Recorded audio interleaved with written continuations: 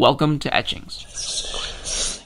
Green Day's 2024 album, Saviors.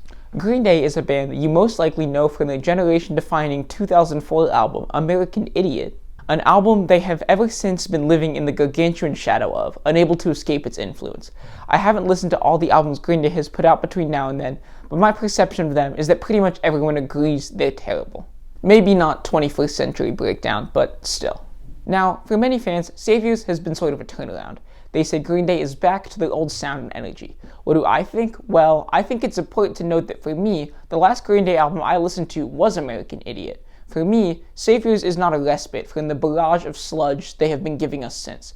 And in my opinion, trying to recapture the energy of American Idiot is about the lamest thing that the band can be doing right now. If people hate everything you've done since your classic, trying to replicate that classic indicates to me that you've accepted that you can't successfully do anything else.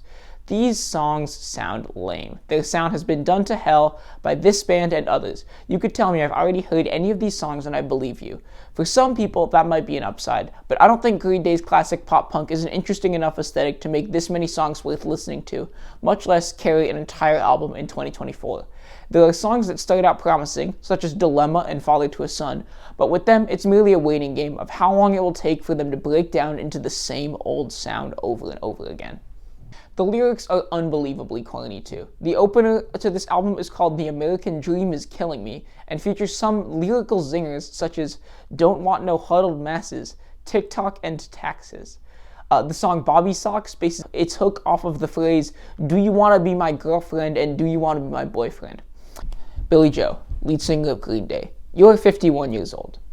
The writing on this album strikes me as some of the most pathetic sign of the times I've ever heard. Like they just think they should be writing about the state of the world, but they don't actually really know what's going on or don't care enough to articulate it properly.